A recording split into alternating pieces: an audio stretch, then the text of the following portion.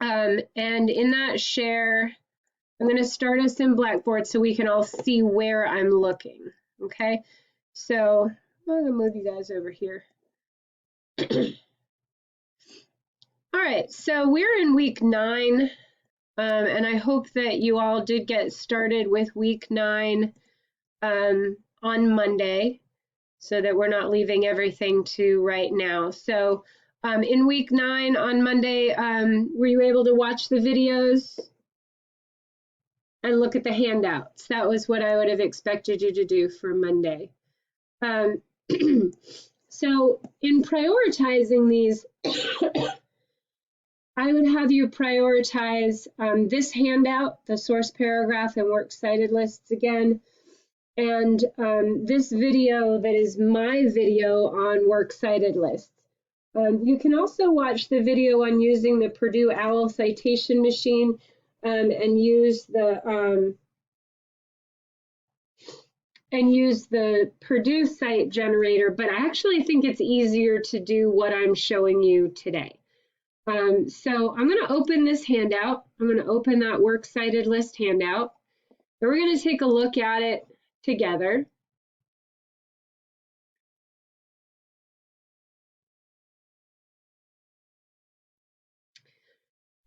All right, so I'm going to make this bigger so that we can see it together, and we're going to read it together. The basic rules are for the whole list. And some of them are formatting rules and some of them are just basic rules. We're making a list of all of the pieces that you are citing in your paper. So everything that you cite in your paper needs to have a works cited list in the end. That means if you quote from a dictionary, that dictionary needs to have a works cited entry here at the end. Are you required to cite a dictionary? No, you are not required to do that. Okay, but if you do, you have to put an entry for it here. All right. So the first rule is what? Osagi, can you tell us the first of the basic rules?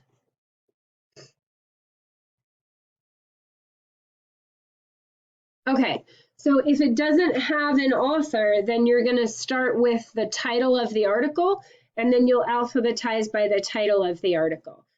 Just kind of keep that in mind. I'm going to show you what a hanging indent is, but basically it's when the first line is at the margin and the other lines are indented 1/2 inch on the left. It's a little bit weird. I'll show you how to do it. All right, Shannon, can you tell us the third rule here?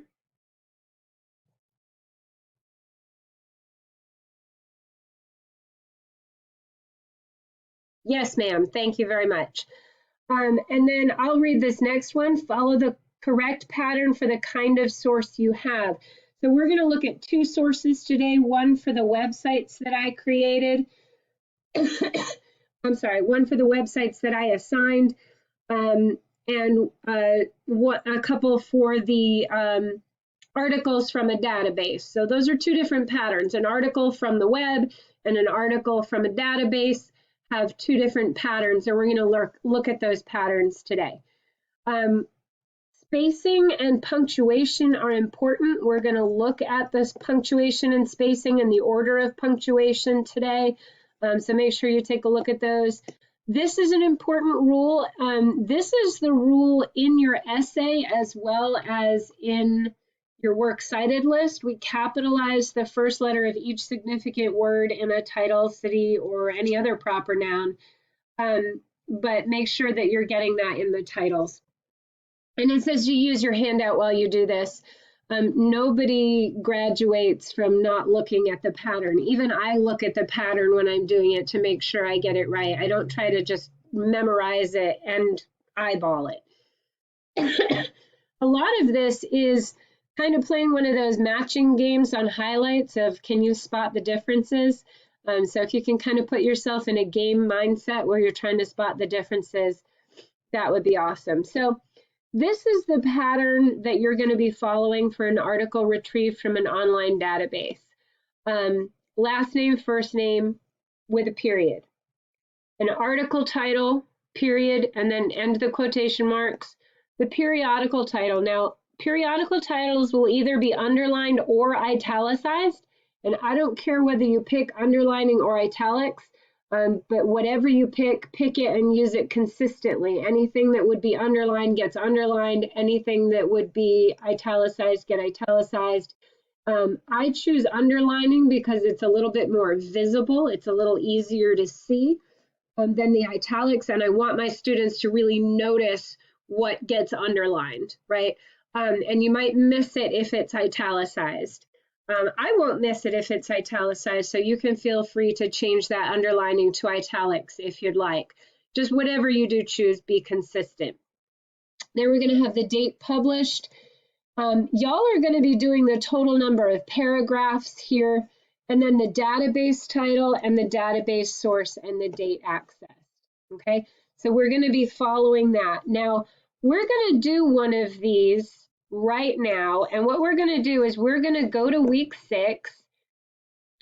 I'm sorry, we're not going to week 6 yet. We're going to the database right now. So we're going to go to Lawson's website. Lawson State Community College, we're going to the library, right? We're clicking on those library services. We're clicking on log into the databases. I'm going to grab one from Academic One file. So I'm just going to open that browser. I'm going to do a real quick search and just kind of grab the first article I see, because what I'm showing you isn't so much about finding the article as it is about looking at where the citation information is. So it's taking just a second. So I'm going to type in preserve and monuments and just grab that. I'm going to switch it to Confederate monuments. Confederate monuments, and I think that'll get a better search. All right, so I'm just going to grab this this article, North Carolina's Heritage Protection Act. It's by the North Carolina Law Review, and I'm going to open it up. You do see a lot of information here. We have Casey Waller's. We see that it's from the North Carolina Law Review. That's the periodical title. We know that it's from Academic One file as the database title. I want to show you something here at the very bottom of this entry. What do we see here? Somebody tell me what we're looking at. Yeah, it's the citation information. Is it formatted correctly? Not quite, but watch what you can do. I'm going to go ahead and copy this. I'm going to hit my Control-C, and I'm going to go back into my document. I can move you guys to get back to my document. Hang on a second. Shantavia, I see your hand. I'm going to grab you in a second. Let me just get this copy and paste going, okay? All right, so we're here, and I'm going to put this, I'm going to put it right before Wheaton because that's where Waller would go.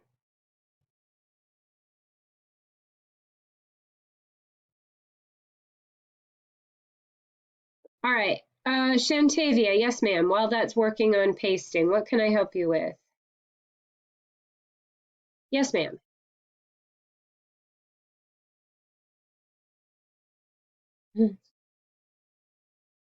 It does. I'm going to show you that in 2016, that's correct. That's good noticing. So we're going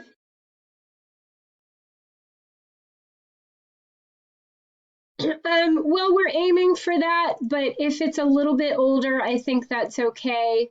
I'm not going to be super strict on how old the piece is. I'd be much more interested in how useful the piece is. Okay? All right. They do need to be in alphabetical order. Now, you don't need to organize them that way in your essay. You can talk about, you can organize, but here in the works cited list, yeah, it's kind of like a phone book, you know, or a directory. Osagi, you had a question.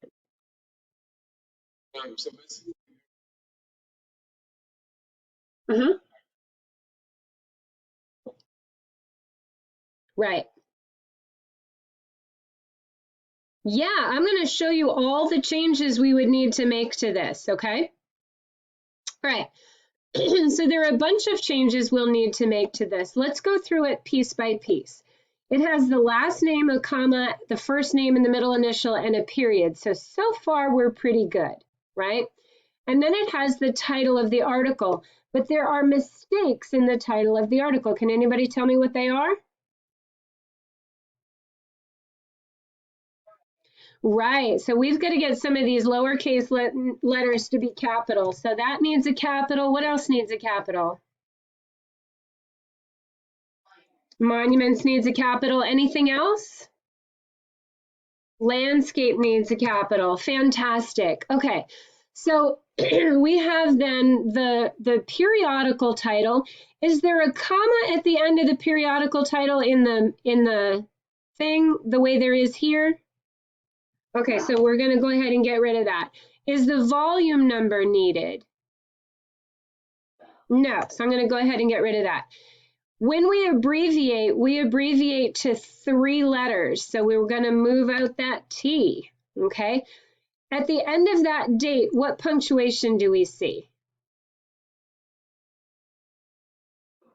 A period. So we change the comma to a period. And then we need to check how many paragraphs it is. Now, I counted earlier and I counted 67 paragraphs, okay? So I'm going to go ahead and change that. Is this the correct database title? It is. What do we have at the end of the database title? A comma or a period? Period. So we changed that comma to a period. Do we have a URL? No. What do we have instead?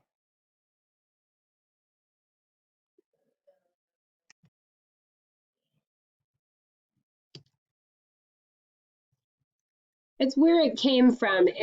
Yeah, well, it's where we got the database. And we got the database through the Lawson State Community College Library. I will let you say LSCC Library instead of Lawson State Community College Library.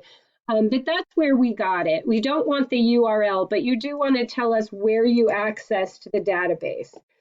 Do we need the word accessed here? No. So we can go ahead and take that out. Now does it look a little bit more like the model above it?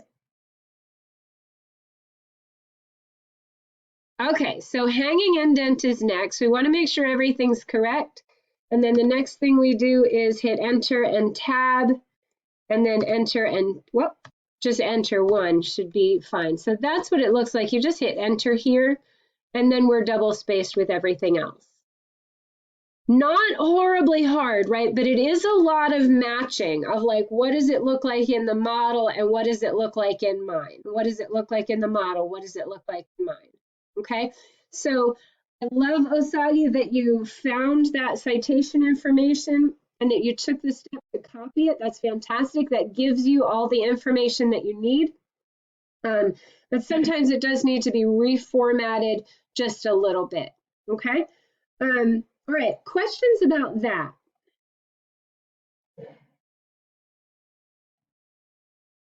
What if you don't have an author's name? Right, you'd start with the title and North comes after McGuire, so you'd still put it in the same place, right? You'd alphabetize by the first significant word in the title instead of by the author's last name, okay? What if you don't have a day and a month? What if you just have the year 2016? Is that okay? Yes, notice that I didn't have a day in September for this periodical, so I just put in September. If I have a day, it goes in front of the month. If I don't, then I just start with the month. If all I have is the year, then I just take out the month and all I have is the year, and that's okay. Different publications are going to look a little different. Does that make sense? All right.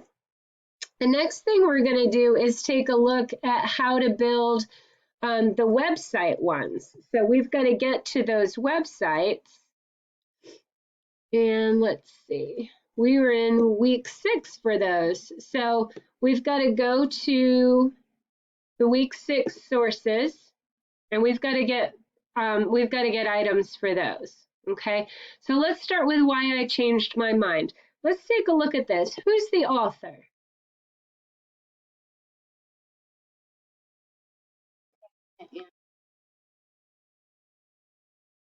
Levin or Levine, I don't know how he pronounces it. But then we put that first. So Levin or Levine, comma, Kevin M, period, right? And then we pop back to the website and we grab the title. You can even copy and paste it. Just make sure that you are reformatting this font sizes and font types when you're done. Yes, Santavia, you had a question.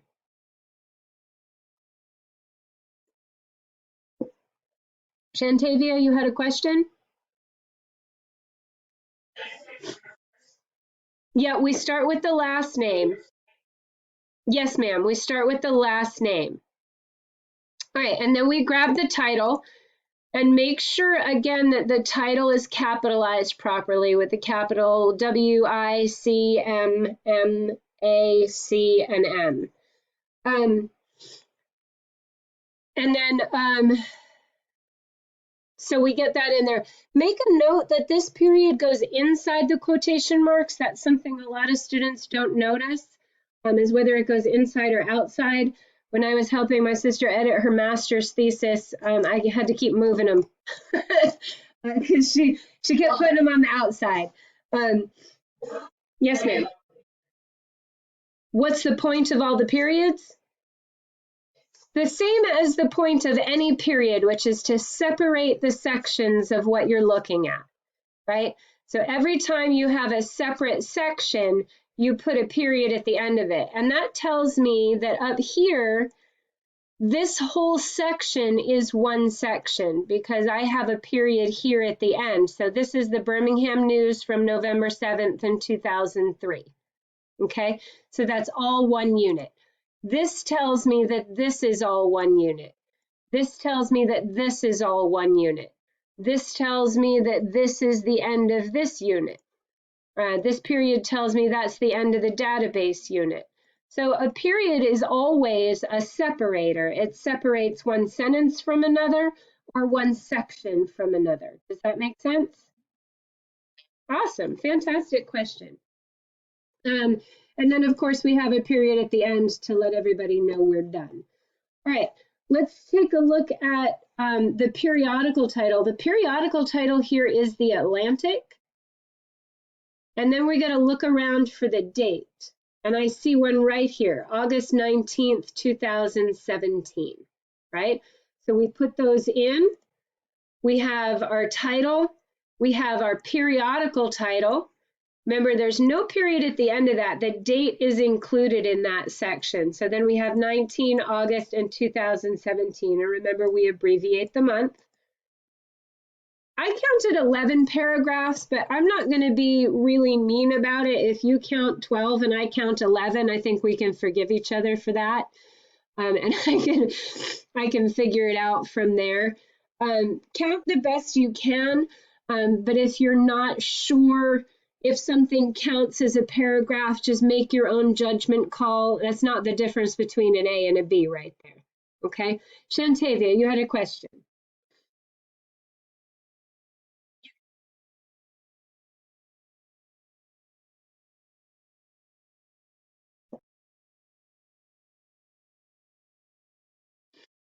So in general, when you see a white space between a chunk of writing, that chunk of writing is a paragraph, right? Even if it's one or two sentences, the rules for journalism and paragraphing are different than the rules for academic essays and paragraphing. So some of the paragraphs might be a little smaller in a magazine or a newspaper article than they are in a journal article, a scholarly journal article. But just do your best. I would say that if you do have like a little header, that doesn't count as a paragraph, but anything that's a sentence or more, that is going to be its own paragraph. Again, you're counting the chunks in between the white spaces. That's going to be considered a paragraph. And again, do your best. It's not like I'm going to follow after you counting the number of paragraphs in everybody's articles. I don't really have the time or the bandwidth for that. It does let me know if you're reading something that's only 3 paragraphs, that tells me that maybe that's not the strongest article. But generally speaking, I trust you to count. I think you've got that skill. All right. And then, so 11 paragraphs, and then this is a little easier than the ones that come from the database because we just got this on the web. So you just let us know that it's a web publication by writing the word web and then the date that you accessed it. And since we accessed it today, it's just 20 October 2021. Okay. And the other one I'm providing for you, so the ones where I provided the article, I'm also providing the works cited list. And this will be in the handout. I'm going to do the updated version of the handout. Okay, so you have these 2 entries that will need to be alphabetized, of course, back in with the list. And then you have that process that we went through. Where'd the Waller go? I think it's in this one. Yeah, we went here where we grabbed the citation information from the bottom of the database article and we copied and pasted in, and then we worked on getting the formatting to match the pattern that we're trying to follow. Most of the information is there. We just need to capitalize and change the punctuation to fit the pattern that we're learning. Yeah? All right. Questions about this for our works cited entry?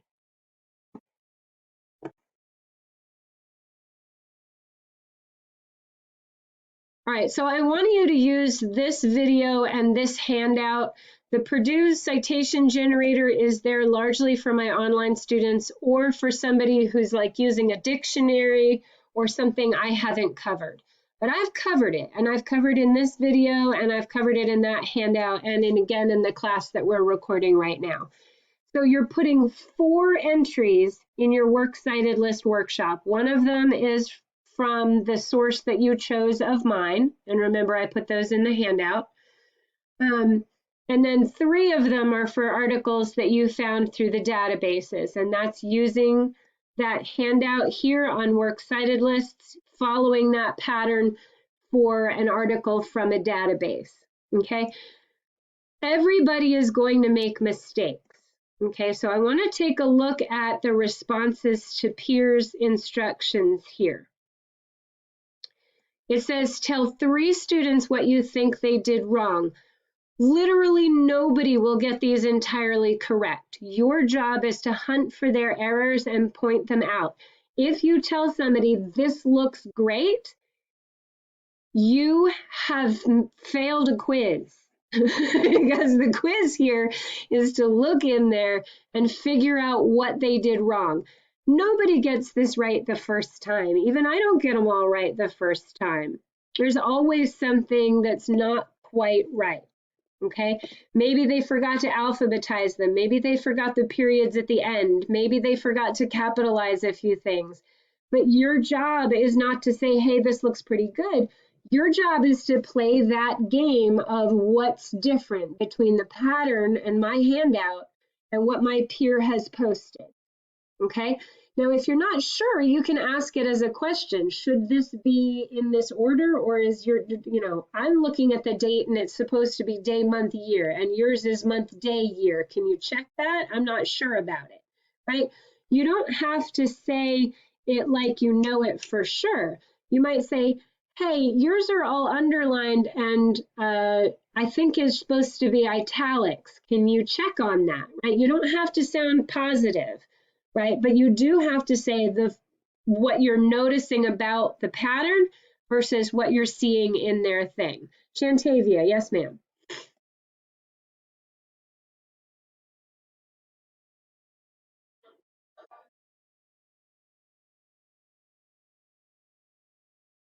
Yep. Yep. And And that's in the handout. You'll see it. You'll see it in there. Okay. All right, so let's take a look. So make sure your responses to peers are strong. That is not a time for compliments. That is a time for making sure that you are treating it like a quiz of how well can I recognize what I've been taught and see it at work here. All right. Now, this week's writing assignment for the end of the week, for Sunday, is to place a draft of your 3 source paragraphs here. These should be 1 paragraph each from the 3 sources you found on the library databases. So you did 1 last week on one of the sources I assigned. We are following the same model. That means we start with a topic sentence. We take 3 sentences to introduce our piece. 1 sentence for the title of the article, 1 sentence for either the author's name or the periodical title, 1 sentence to summarize what it was about as a whole, minimum 3 to introduce. And then we integrate 3 quotes, ideally. It says a minimum of 2 here, but I want you to aim for 3. Each with an introductory phrase, he said, she said, comma, quote, and each with a citation at the end, paragraph 14. And then followed by your analysis. And then you do that and you end the paragraph by connecting it back up to your thesis. They should be removed. They shouldn't be removed. Okay. So we're following that model using the 3 articles that you found in the databases. Osagi, yes, sir.